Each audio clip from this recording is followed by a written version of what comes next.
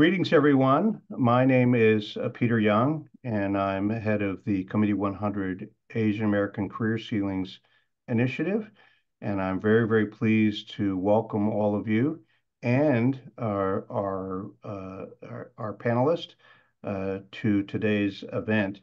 For those of you who are not familiar with Committee 100, it was founded 35 years ago by five founders, including I.M. Pei, Yo-Yo Ma, Oscar Tang, Henry Tang.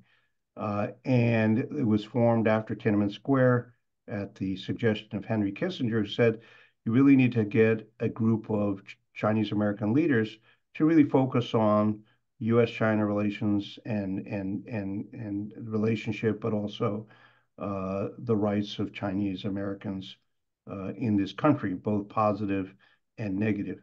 Uh, these are our two twin missions.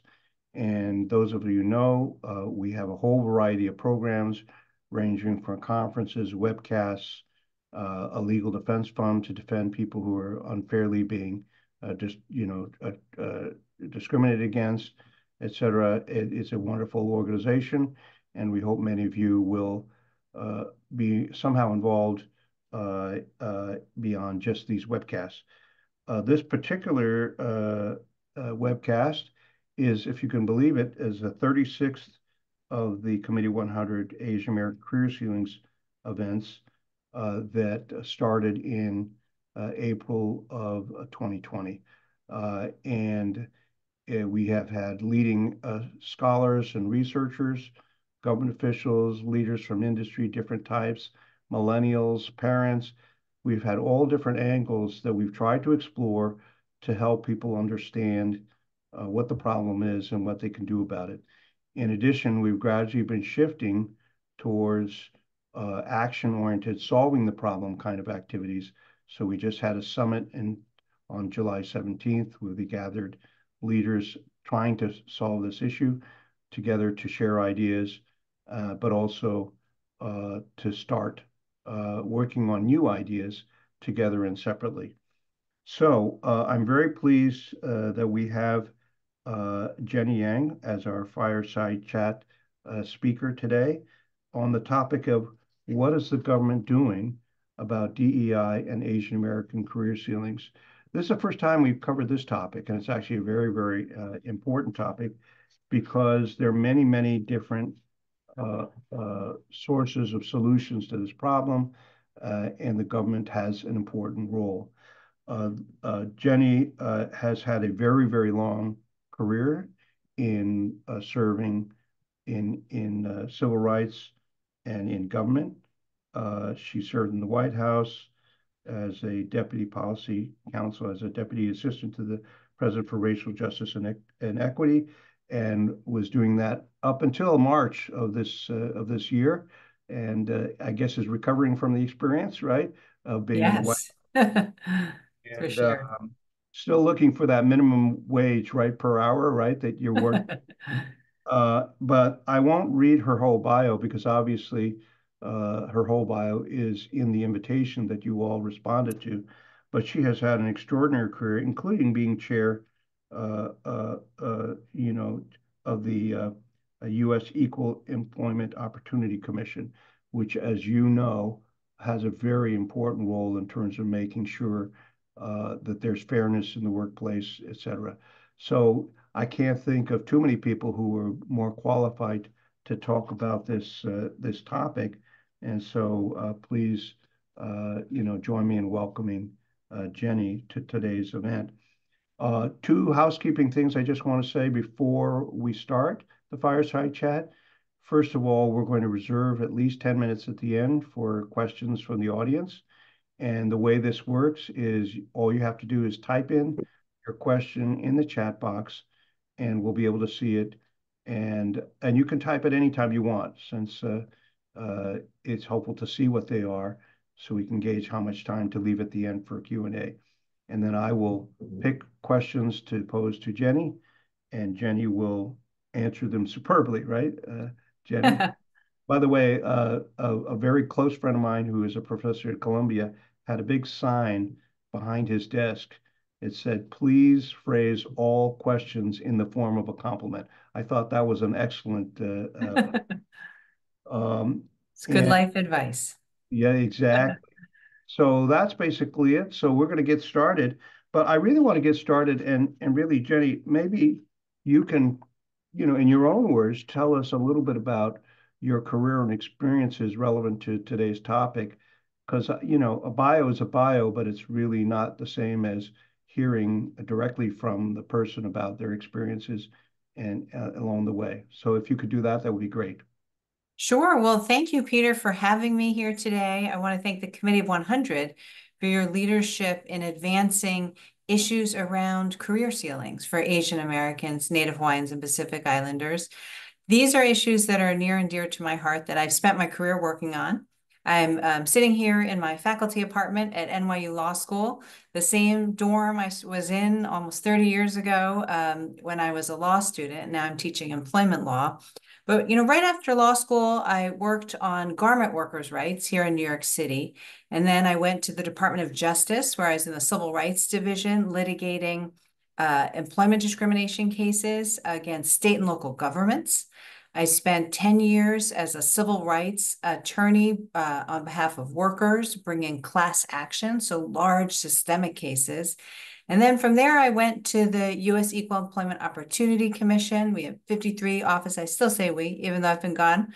There are 53 offices around the country where individuals can come forward to file a charge, and the agency will investigate allegations of discrimination. And then I spent some time at a think tank and doing other work, consulting, helping employers advance diversity, equity, inclusion in their own workplace. And then I went back in on day one of the Biden-Harris administration as the director of an agency within the Department of Labor called the Office of Federal Contract Compliance Programs. It's a lesser known agency that actually covers about 20% of the workforce that work for federal contractors. And the mission of that agency is to enforce anti-discrimination and affirmative action requirements, which means proactive efforts to remove barriers to opportunity for employees of federal contractors. And then I left to go to the White House, where I worked in the Domestic Policy Council, leading a team charged with racial justice and equity.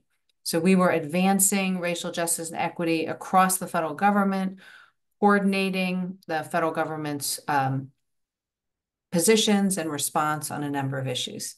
So that, in a nutshell, is my background. But I will say the reason I got interested in this field was because my mother talked to me about discrimination she was experiencing in her workplace. I was just in elementary school, but I saw the way that how she was treated affected her self-esteem and affected her ability to really feel, energized and ready to take on challenges. It really left her frustrated. She felt often, not recognized for her contributions at the work, excluded or given more work. And she eventually, spoke out about that and went back to law school. So she then became a judge. So she has inspired me through my career. But one thing I do remember from when I was little is I told her once I wrote an essay on discrimination. And I thought she was going to be proud that I had written about something she had told me about that was important. But instead, she was horrified because we lived in a predominantly white community. I grew up in suburban New Jersey, and she was worried that the teachers would think badly of our family, that we were talking about concepts of discrimination. So she said to me, "Did you use the word racism?" And I said, "No, I think I just said prejudice and discrimination." And so she was somewhat relieved and thought that was better. But what I learned at that young age was that somehow discrimination could impact people so completely in their lives and affect their self-esteem, but somehow you weren't supposed to talk about it. And, my mother went on to actually challenge some of the problems that she saw in her workplace. And I think that very much inspired me to find roles to play to help others, right, who have experienced similar kinds of marginalization and discrimination. Yeah. So Jenny, I have an important question I want to ask you first is, so your mother was a judge. By the way, my wife was a judge for a while. Did she make you stand every time she came in the room? Fortunately, she did not. I think my parents are on the call, so hello. Sue Pai Young. She says Young, or my parents say Young. That is the correct way to pronounce my last name. She served as a judge on the Workers' Compensation Court. My father, Chung Shu Young, is a semi-retired professor from Rutgers. Okay. So he would say my sister was also a lawyer and my mother, and people would say, "So how do you handle having three lawyers in the family?" And his answer would be, "I wash dishes." Well, all I can say is I'm glad I'm never in the room when you have a family argument with all those. It's got to be a bloodbath. So let's start out with this first question. It's actually an important one because uh, the vast majority of the people who are listening really don't have a good sense for all the different roles that the federal government plays in terms of addressing career ceilings and racial equity. So could you give, a sort of like a 30,000 foot kind of view of where are the key places where the federal government has a role on those two issues? Yeah, absolutely. So the EOC, which I chaired, is charged with enforcing our federal government's anti-discrimination laws. That includes Title VII of the Civil Rights Act of 1964, which just celebrated its 60th anniversary this July. And that is one of the primary laws that prohibits discrimination based on race and national origin, also gender and other bases. And that is often the law that is used to tackle discrimination against Asian Americans. Sometimes it might be racially motivated, other times it can be national origin, and it can also involve other bases like sex as well as national origin if, for example, Asian American women are being targeted specifically. So what I've seen over the course of my career is a wide variety of kinds of discrimination against the Asian American community that sometimes can manifest in different ways than other communities. And one is language-based discrimination. So one of the concerns EOC has had sort of long-standing is discrimination in the form of prohibiting people from speaking their native language at work. Sometimes employers have passed English-only rules that require only English be spoken, even on break time. So in one case, EOC worked with now Asian Americans Advancing Justice in Los Angeles to pursue a case against Delano Regional Medical Center. And that involved 70 Filipino American hospital workers who are subjected to harassment and unfair discipline, particularly when speaking with other Filipino workers. Staff would encourage, staff were encouraged to act as like vigilantes and like berating Filipino Americans and making fun of their accents, even saying, speak English when someone was speaking English with an accent. So no other groups were actually targeted for speaking other languages. And so that the agency resolved, along with Asian American Advancing Justice, for about $1 million for that group of workers. We've also seen cases involving hiring discrimination, even where Asian Americans are very well represented. So the agency that I more recently led, the Office of Federal Contract Compliance, the way that OFCCP does most of its work is scheduling federal contractors for compliance evaluations. And during those compliance evaluations, the employer needs to provide the agency with significant data on their hiring, on the demographics of who applied, on pay, and then the agency will analyze that data in order to see whether there may be underrepresentation of a particular community. And then we investigate to see whether there's evidence that that underrepresentation is due to discrimination. So it requires proactive barrier analysis by employers.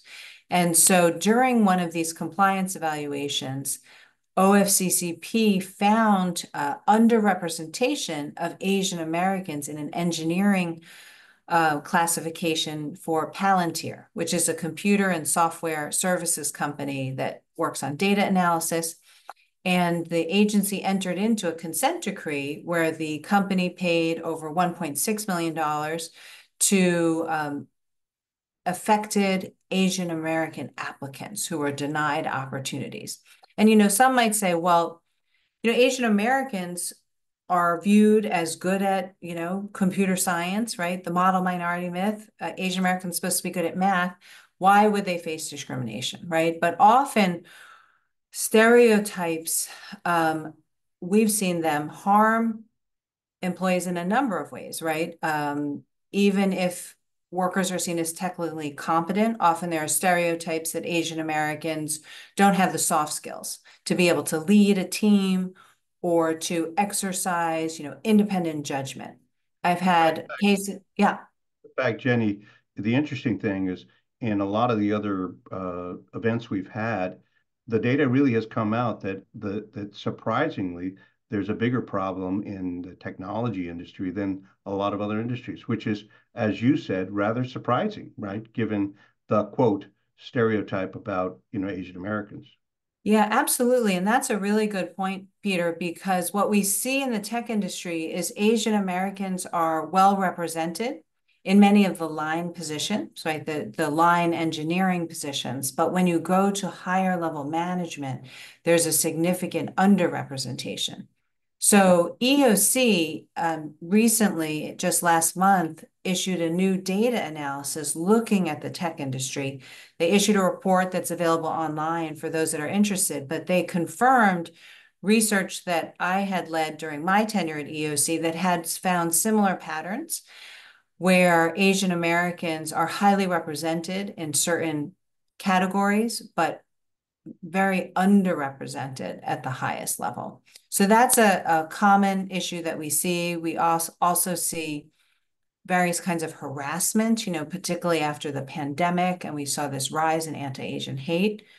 There was also similar kinds of harassment and that workers experienced. There were also cases where, for example, people would decide that they wouldn't put an Asian American in a customer-facing role because they were concerned that customers may not want an Asian American in that role because of this heightened fear of Asian Americans during the COVID crisis, right? And that is not acceptable. Customer preference is not a defense to discrimination. So thinking that, well, I don't want to put an Asian American in a customer facing role because they might react negatively because the person's Asian American, that is also discrimination.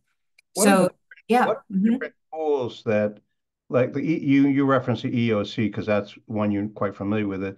But what are the different tools they use to identify where the problem is?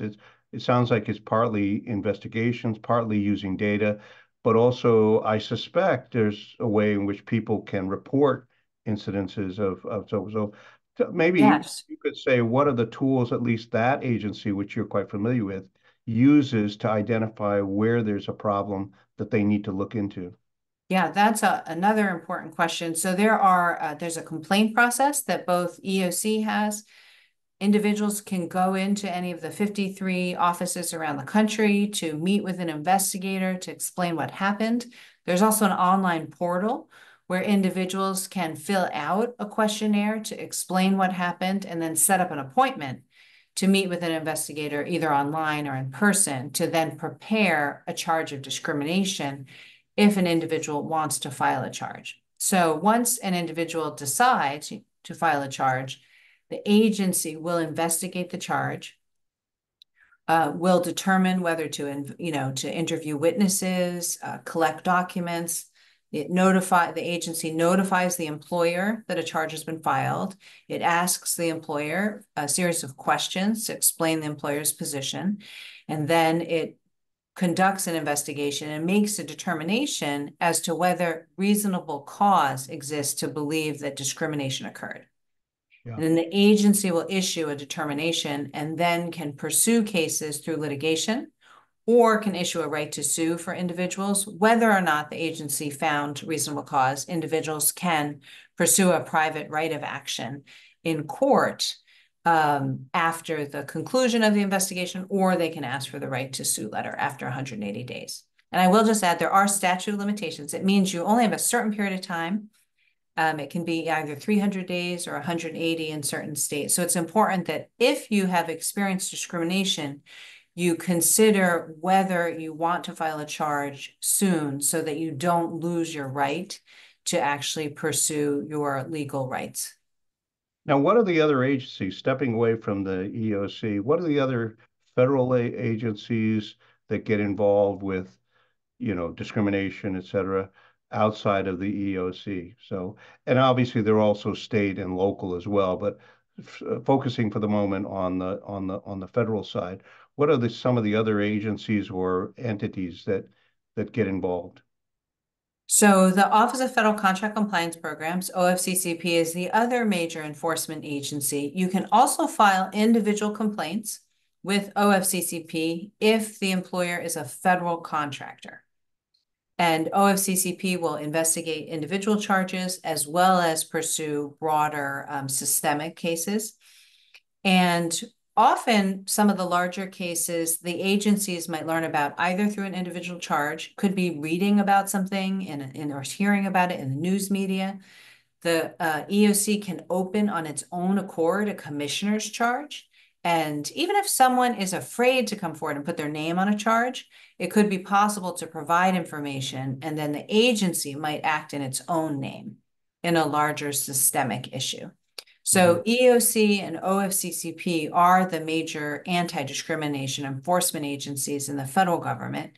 Many states have a counterpart, and the agencies work closely together. So EOC and these, we call them Fair Employment Practice Agencies. The city, like City of New York, has one, as well as the state of New York. And there will be work sharing agreements so that an individual can file with one agency and there is an agreement amongst them which agency will take on that investigation. Often you may have stronger protections or better case law at the city or state level than the federal government. So in some states like California, New York, and others, there may be a preference for going in the state or local route rather than the federal route. Yeah, that's right. And there are some very, very different rules and mechanisms and so forth. One question, with the last couple of years has been really tough if you're Asian American because of this clash between US and China and Asia hate and so forth. Has that altered what the federal government has either chosen to do or has been forced to do related to this? Because clearly the level of discrimination and hate crimes, et cetera, has gone up significantly. Yeah, so one of the roles that I was playing when I was at the White House was really looking at strategies to strengthen protections against hate crimes, as we saw the rise against the Asian American community, but also many other communities as well, both during and after the pandemic. So the Department of Justice, works with U.S. Attorney's Office around the country to address issues around hate and hate crimes. Another issue that your question kind of makes me think about is some of the challenges that Asian Americans have faced in working for the federal government in national security jobs, some of the targeting of Chinese American scientists and others. And I know Committee of 100 has been very active on these issues, but that is also another area that I've been very concerned about, because in some instances there's not been strong evidence, right, that a particular individual was a security risk. But I have heard from a number of federal government employees who have been concerned about being denied positions abroad or being denied their security clearance when there isn't a factual reason, but there is a concern about racial profiling of Asian Americans, Chinese Americans in particular, but others as well, because of the concerns about China. Yeah, yeah. In fact, we had some speakers talk about the fact that, in the State Department and other departments, clearly people were being discriminated against in terms of where they were assigned based on race, and that is another form of the problem. Now, Absolutely. in addition to Mhm. this rise in Asia hate, et cetera, there's this overall hubbub around this whole issue of DEI, affirmative action, you name it, right? And unfortunately, Asian Americans as a group have been dragged into this because some of the cases, like the Supreme Court, was really focused on Asian Americans, et cetera. So, given this hubbub, and there are many, many different parts of this problem, right? And backlash, and then activists going after companies and saying, your DEI programs are, discriminatory, also on race and so forth. How do you see the current state of this problem in terms of both career ceilings, DEI, and where do you think it's heading, right? Because that's one of the things that people are really worried about, which is this heading for something really, really bad, right?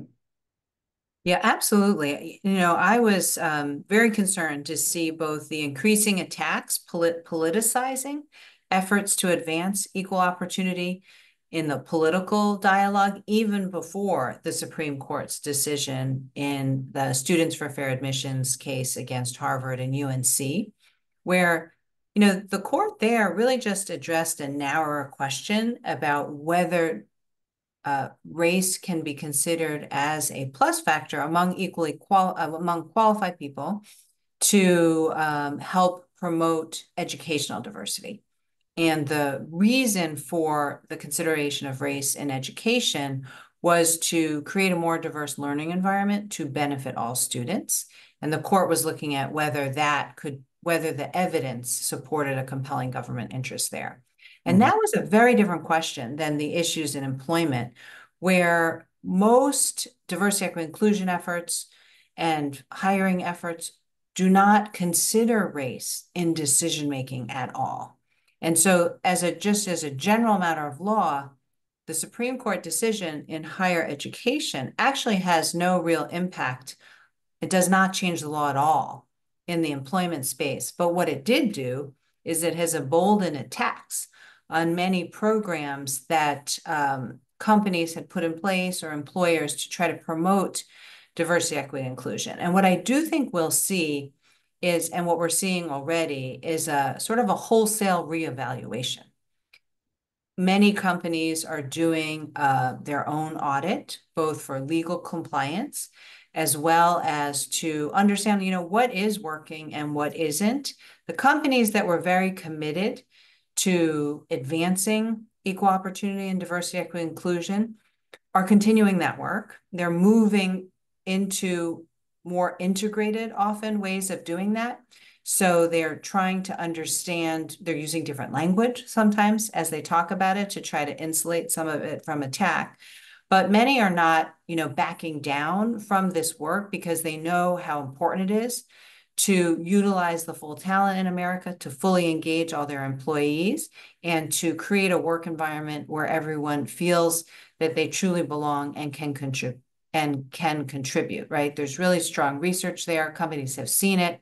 They're not backing away. But what some are doing is where they had programs that were more legally vulnerable, that were limited, there were challenges to some fellowship programs that were limited to certain groups by race.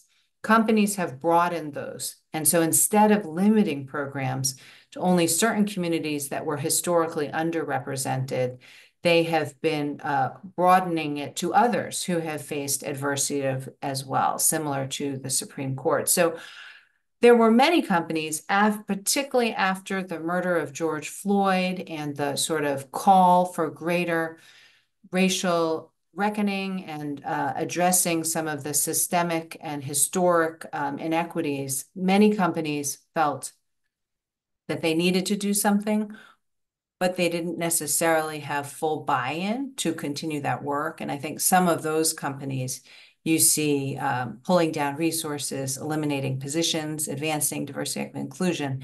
But I do believe there's a strong core of both corporate leaders, civil rights leaders, government leaders who all believe this work is critical. And I do believe it will continue. I think we're going to see the next generation of diversity, equity, inclusion programs. And I welcome, this audience, people that you're working on as part of that sort of thought partners that will bring that work forward, because it's critical for all communities. And that includes the Asian American community. And I do think it's an important time as companies are reevaluating their work for them to also understand that Asian Americans need to be included in the work of diversity, equity, and inclusion, because often companies may not understand the kinds of systemic barriers, particularly in advancing in leadership in professional roles, or there's other language access issues and others in other roles that need to be addressed. Yeah. It's interesting that we, Committee 100, we had a summit on July 17th, which, Jenny, unfortunately, you had a schedule conflict. Otherwise, Yes, otherwise I would have been there. But it was an interesting gathering. It was a hybrid, and uh, uh, I'm going to link it to this issue. It was hybrid where we had a lot of people in person who are heads of DEI groups around the country or heads of nonprofits, and then we had attendees, and virtually. But a hot debate was this issue of what can you justify, right? And part of the audience said, well, the studies don't show that diversity improves profitability and so forth. The other said, well, there are 27 studies that show that it does. And it's created a lot of anxiety among companies trying to figure out where they're going to land and what they justify. But a lot of the things they're doing are the ones you mentioned. But I think one thing's for sure, somebody said DEI has become a dirty word, a swear word, right? So a lot of people are just Has changing become the the name, boogeyman. Every bad thing to a has been different rolled up. name. It's It like is every blamed company for gets in any trouble. failure, right? Yeah, they But rechange. But yeah. I would, so the real question I have for you though is, um, what's going to be the off ramp for a lot of these in terms of being able to defend themselves, right? What's the best defense if they're companies or law firms or CPA firms, if they want to still be committed to diversity, right, in their workforce? Mhm. What's the best defense that they can, make to make that argument? Well, I think there are many things employers can do that are fully lawful, that can include, recruiting more diverse talent, right? So going to sources where you can find people that have traditionally been underrepresented, because often in many industries, positions are filled by word of mouth and social networks, and people who aren't a part of that network are disadvantaged. So you need to surmount that by going out and really finding people, investing in the kinds of training programs that can really help people learn the field, right? There's often unnecessary job requirements. So, for example, we had a hearing on this when I was at EOC, and someone testified, like, you could require that somebody has this computer program that might take you 2 months to teach someone. And so you've just narrowed down your qualified applicant pool to a group of people who maybe just randomly, fortuitously got to have this training at their last job, but you're excluding people who actually might perform better over the long run and have the skills and abilities if you just invested the 2 months to train them on this particular program, right? So by having requirements that are unnecessary, often they're looking for, 3 to 5 years of experience in exactly our field with our competitors, right? And that's going to create a closed system where new people can't break in. And so I do think it's a time for employers to go back and do the kinds of work that is really the core of equal opportunity, which is understanding what are job-related hiring criteria. How do we do that well? And really communicating at every level what your equal opportunity or diversity, equity, inclusion, or whatever your new words will be, what it actually means. Because sometimes you also see policies being implemented incorrectly. So things like the Rooney Rule or diverse slate, right? I think there's a strong argument it can be done fully lawfully. But if you don't have the real recruitment of diverse talent. You don't have a separation between understanding what people's demographic background is and the selecting officials. You could run into problems. So I think that it's a good opportunity to understand that you can't just set an objective and expect it to filter down, but it's a true like change management strategy where everyone really needs to understand what their role is and how these efforts work to make sure that they're implemented in a way that's fully lawful. Because sometimes they're designed to be fully lawful. There's a problem in the implementation. So I think there is a lot of opportunity to utilize effective practices, right? Where you're moving the needle, and there is increasingly research showing the kinds of practices that can be effective and what may just be more of sort of a window dressing. Like some of the diversity trainings, right? It's like you can't expect much from a one-time training. Now, before I ask you the next question, I have been alerted by the staff that for some reason the chat function is disabled. So Oh, okay. it is not our intention to prevent you from asking any questions from the audience. So we're going to go to plan B, and that is if you have a question, raise your hand and I will call on people, not knowing what question you're asked. So please be polite, but then allow you to talk and ask a question. So you can start raising your hand now, and then when we get to Q&A, I'll just randomly select people who have raised their hands. My next question is this. I think it's fair to say that no one believes the federal government is perfect, right? I think everyone, and there are obviously some things that the federal government does well in this area, and some things where there are really gaps, either gaps because they don't have programs in place or gaps because they're not well executed. So if we pretend, wave a magical wand and you're now head of this whole shebang in the federal government, what are the gaps that you see that you would like to see filled? And what would those be? Well, one significant gap is that many workers don't understand their rights, right? And that's why the program that we're doing today is important, and also the kinds of outreach to help people understand what is a violation. So that, there's a resource gap that can limit the federal government's resources to actually conduct the outreach. There's also gaps in the ability to put the kinds of time into the investigations that come in, and that can be discouraging for people if, there's just such a demand for assistance and not enough resources. So I do think the need to educate workers is critical.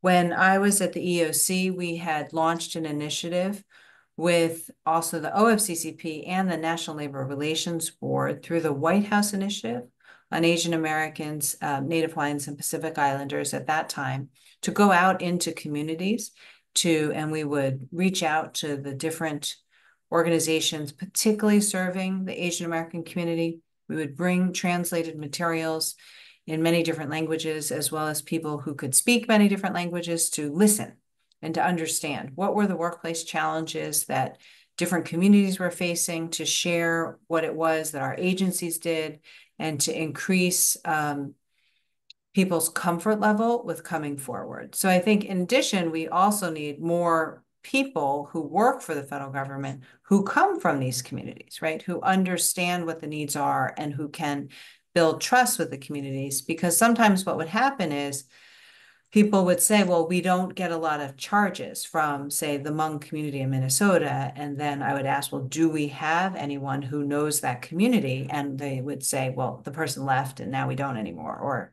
there would be those challenges. So it's a bit of a self-fulfilling prophecy.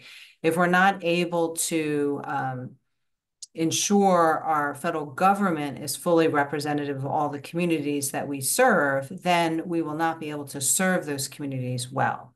So that was part of the work that I was leading at the White House on the racial justice and equity initiatives across the federal government, The president signed a day one executive order directing all the federal government agencies to make sure that they were serving all communities, both in, grants, enforcement, and to really understand what were the barriers for certain communities in accessing government services, and then developing a strategic plan that are published on the agency and the White House website explaining what we're doing.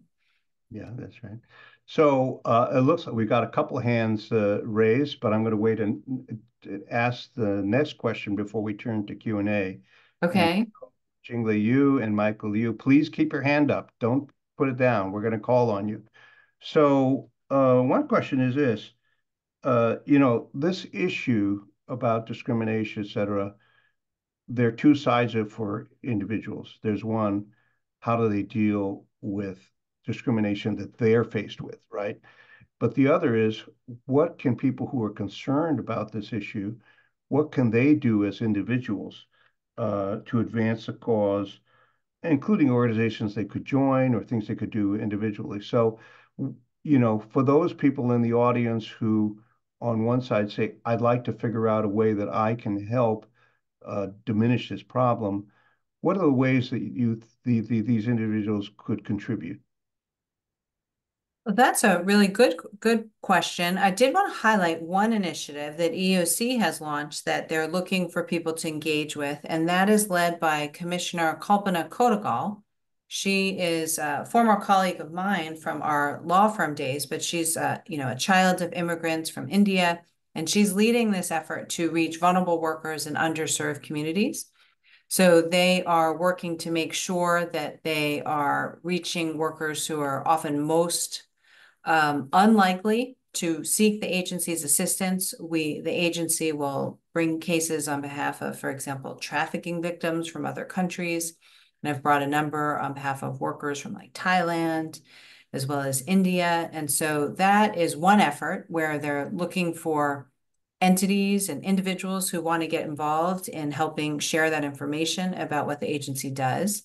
There's also, a number of civil rights organizations. Asian Americans Advancing Justice fights for civil rights protections through, education, litigation, and public policy. It's a consortium of a number of organizations. John Yang, who is their executive director, has been a leader in raising concerns about discriminatory racial profiling against Asian Americans in the federal government. There's also the Asian American Legal Defense and Education Fund in New York City, the Asian Law Caucus in San Francisco. So there's some of the Asian American legal organizations. There is a newer organization, some might be on the call today, Stand with Asian Americans, which is the first legal civil rights organization focused primarily on fighting anti-Asian workplace discrimination. And their goal is to help Asian Americans, find lawyers and be empowered to speak up without fear of retaliation, because often there is a gap in terms of the resources available. Individuals often they can come to EOC, but if individuals want to find their own lawyers, that can also, can take resources, and that can be a challenge. So I was really happy to meet recently with Justin Zhu and Brian Pang, who's their CEO. Justin's one of their founders. Michelle Lee is their president. Another group I'll mention is the Asian American Scholars Forum. And that is also a relatively new organization. I think maybe about 2000 it started to bring together particularly scientists, right, who have faced targeting, particularly as Chinese American scientists and others felt the chilling effect of the China Initiative, which has now been eliminated, to advocate those concerns. So By the way, people, it yeah. just restarted, by the way. I'm sorry to say, but certain elements have been restarted. So Yes, I know there are many like proposals in Frankenstein, Congress come to as life. well. Yeah. By the way, So, yeah. Brian, you mentioned Brian Pang, and I do believe that Brian is actually in the audience. If it's the same Brian Pang, Oh, welcome. terrific. We've chatted before, and your work is fantastic. Well, yeah, I'm really excited because there is a gap in terms of getting legal resources. So I'm really glad that organization is leading the way. And then I'll just mention one more, which is this Asian American Federal Employees for Non-Discrimination, or AFEN. Ariana Yang is one of the co-founders, and they have been working to organize the federal government workers who have faced discrimination in the workplace to change, background check policies and other things. So those are a few resources and organizations that are available looking for people interested in these issues to join in. Now, I'm really confused now because we had a whole bunch of hands that were raised and now it's gone back down to one. So now I don't even have to make a decision. I'm going to call on Jingli Yu and I'm going to allow you to talk and please, direct a question, whichever question you wish. Go ahead. You're on as far as I can tell. Hi. Hi, Peter. Hi, Jenny. Thank you so much for holding this webinar. So I guess since I'm the only one, maybe I can ask two related questions then. So Jenny, as you've mentioned, EOC had recently issued a report showing that there is a gap between the representation of Asian Americans in in big tech or just in tech in general in the management ranks versus workers. It's also an issue that SWAA has been flagging. It's also an issue that 80/20, which is the organization I belong to, has been flagging specifically with regard to Meta. Um, I want to ask, how can we as Asian Americans induce the government to investigate systemic discrimination in these big tech companies against Asian Americans? Um, that's number one. Relatedly, you said you just told us that OFCCP allows individuals to file complaints with them. Do you know if um, the big tech companies are all federal contractors? So, like, would they be subject to OFCCP's jurisdiction? Yeah, many of the big tech companies are federal contractors. OFCCP has actually brought and resolved quite a number of large pay discrimination cases, and a number of them did include Asian Americans in the tech sector. So often there's occupational segregation, almost like micro segregation too, where like depending on the particular position in line, you can have different demographics and different pay, which then can drive sort of broader pay disparities. So I do think there is significant interest in understanding and addressing the issues in the tech sector. I think what's most helpful to the federal government is people willing to come forward to explain what's happening so that the federal government can understand what if there is a broader pattern or practice. And as I mentioned earlier, even if the individuals aren't willing to file a charge, as long as there's enough information for the agency to want to open a commissioner's charge on its own initiative, one of the commissioners can do that. And I know there is interest generally in those issues. Yeah. And it certainly doesn't help that Asian Americans as a group tend to not speak up, right? And not to complain. And that's a problem because if you Yeah. don't let the government and authorities know that there's a problem, they may not know. So Yeah. And it is actually a priority that's been identified in EOC's strategic enforcement plan is addressing discrimination, particularly in growing sectors, including the tech industry. So it is one of their priority areas. yeah. Okay. Wow, we lost all the other questions. Any other questions? Or anyone wants to make a statement? Brian Pang, do you want to make a statement since you've been lauded by Jenny? If so, raise your hand.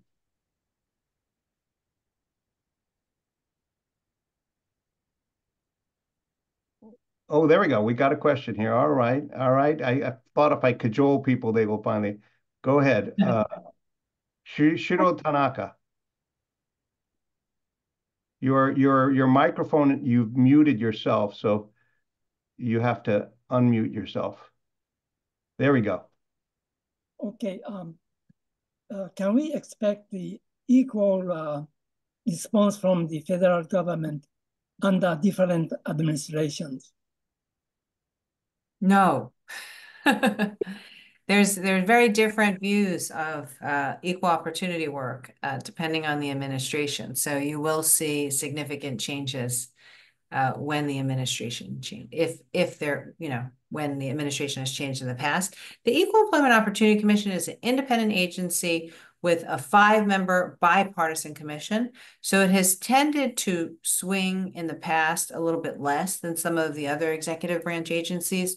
So whoever is president appoints the chair, and typically you would have the majority to vote on guidance and cases and other things. So we did see during the Trump administration some very significant changes.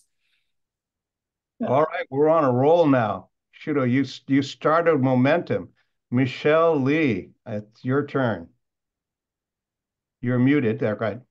Hi, this is Michelle Lee. I'm the president and general counsel of Stand with Asian Americans. Jenny, thank you so much for shouting us out. And, we just wanted to let everyone know that we're here to serve the community in a pretty unique way, in the sense that, we want to bring, lawsuits and legal claims and take consequential actions to hold companies accountable, employers accountable when they discriminate against members of our community. Yeah, we definitely want to go beyond just, making statements or symbolic gestures to take lawsuits to the next level. All of the board members of Stand with the Asian Americans have, on our personal capacity, have brought claims against our respective former employers. And so we are very personally, aware of all the issues that are involved. And yes, just reach out to us. One other request is that we are looking to hire legal directors. So if you know of anyone who would be interested in joining our mission, please refer them to us as well. I wasn't sure if Brian was going to speak, so I just jumped in here. Okay, thank you. There we go. Brian, I'm going to push you ahead of the line because it's been mentioned, and Michael and Tiffany, you'll go next. So Brian, please. Yes, thank you so much, Peter, Jenny, C100 for spotlighting this topic, and Michelle for speaking as well. Jenny, thank you for shouting out Stand with Asian Americans. And we know that these civil and constitutional rights exist for all, but Peter, you called it out too, is we don't always exercise them as Asian Americans. Right. So exist and this stage as well, all the work that you're doing with Asian American career ceilings and all the work that we're doing in Stand with Asian Americans, we're really here to provide that platform and support for anyone who wants to speak up and take action.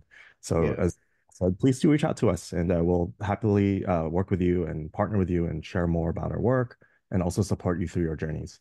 Yeah, Brian is doing amazing stuff. So I'm going to twist his arm and get him to be on one of these panels. But I tried, right, for July 17th, but it didn't work with your schedule. So I'll keep on trying. I'm very persistent. Yeah, and I just want to thank Michelle, Brian, and all of you who have been organizing, because it can be really debilitating to face discrimination, right? And often people who I've represented, they feel like they did something wrong, right? It's almost embarrassing that this happened to you. And what was it about me that caused this to happen? And that's why it's so important to have organizations to support people. And that's why it's important for the government to come forward too, to say, it's not you, right? You were harmed by discrimination, and we're going to make that right. So thank you for all the work that you're doing to lead that effort. So the next one up is Michael. Please unmute yourself and speak. Hello. Thanks for putting this panel on. So I have a question at a more kind of individual level. If someone finds themselves at one of these tech firms or a financial services firm, and they see kind of this discrimination take place, or other people, getting ahead or having difficulty breaking into that senior management rank, what does taking action look like? And what can the results be? Is it, lawsuit for settlement, a formal complaint to HR, and is filing an action, career ending at that company or even in the industry. So just, general topics around that at a more individual level would be helpful. Sure. It is very individualized, right? The type of risk people are willing to take and what the situation is in terms of how a company might respond to an informal concern that's raised. So I'm not giving any legal advice, but there are various options, right, for individuals. And one is really trying to understand the experience that others are having, because there is some safety in numbers. There's increased ability to show a pattern.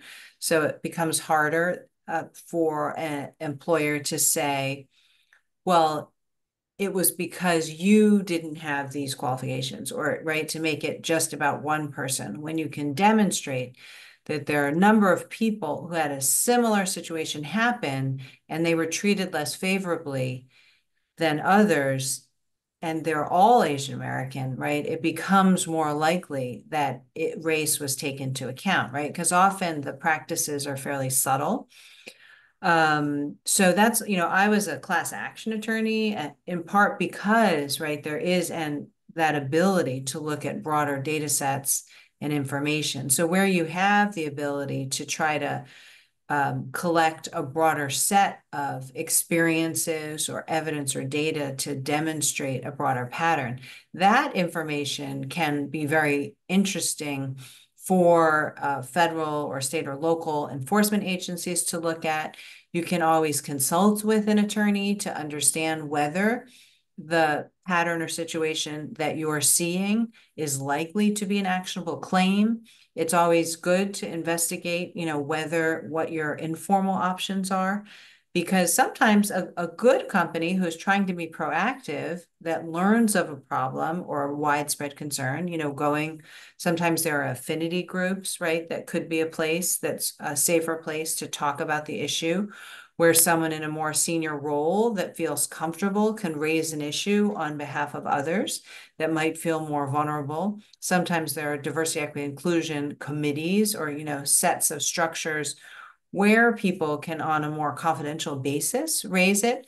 There is just a challenge with the formalized grievance procedures where you file complaints and accuse people of discrimination. That is the process that you need to use to exercise your federally protected rights. But there is, quite a bit of research where individuals can face retaliation, even though it's prohibited by law. So it's helpful before taking action to really understand what your options are and to position yourself so that you're in the strongest position that you can be, right? Where there is strong evidence. Sometimes the company wants to address it voluntarily. Other times, a lawyer can write a demand letter or something that's not short of filing an action that is raising attention to an issue. So there are a variety of different approaches, but it is important to really try to think through what those options are and what would work best in a particular situation and an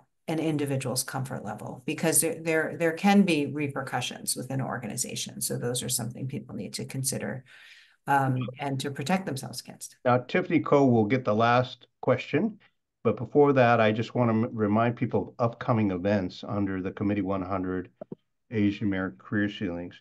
The next one is on November 6th at 6 p.m. Eastern Time, and that's going to be Committee 100 Asian American Career Ceilings, a look at women in media and in music. So that'll be interesting. Then the one after that is a very special event that we're having, which is on November 14th from 6 to 7:15 p.m. Eastern. And that's going to be a virtual advice and networking event.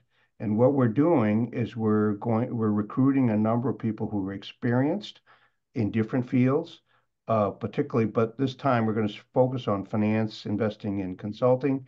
And then we're going to invite all of you, and anyone who wants to join, in order to sit at electronic tables and meet with these experienced advisors, ask questions, and and get to know people.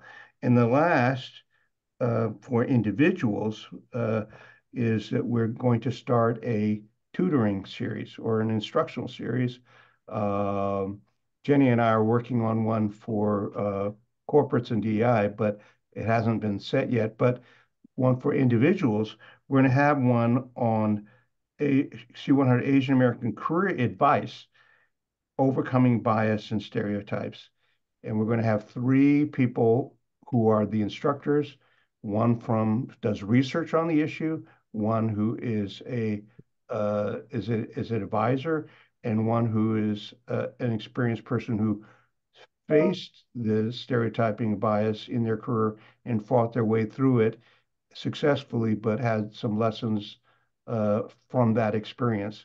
So those are three of the upcoming events for the Committee 100 program. And now I'm going to let Tiffany ask the last question. Thank you for that. I actually agree with all the comments that have been made that it's actually very difficult for us as a community to speak up for ourselves.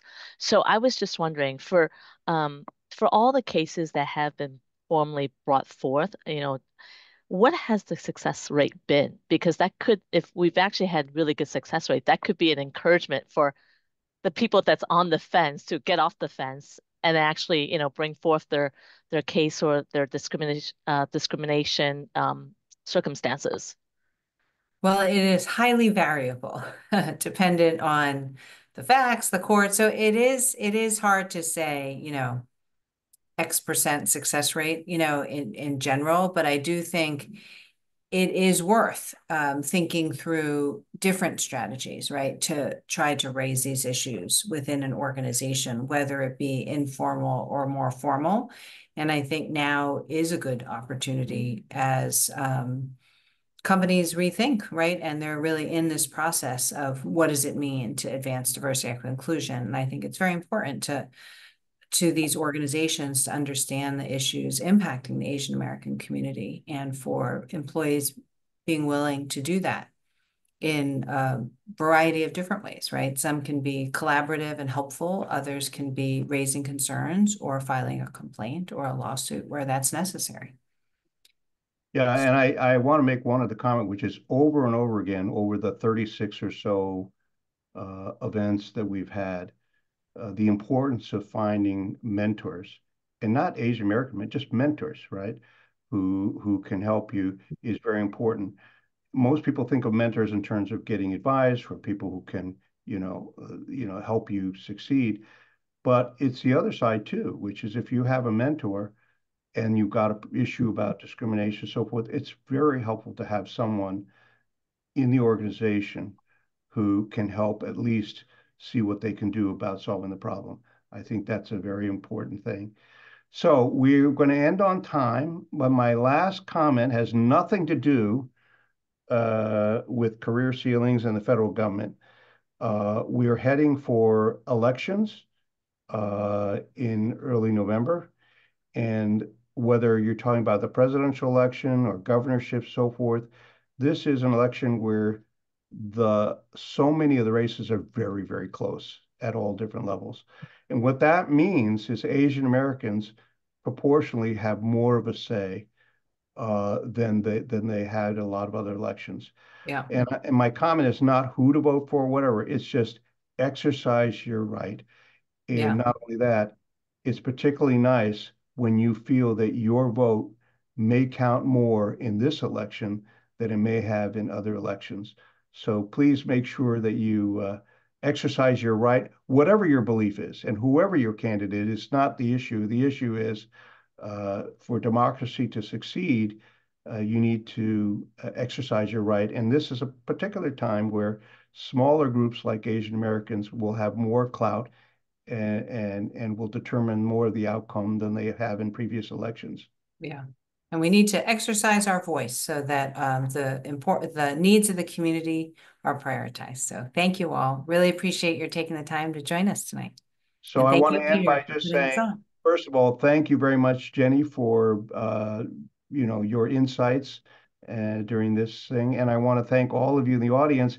And I got to tell you, I'm actually happy that the chat function failed, because it was nice to hear the voices of the people behind the questions.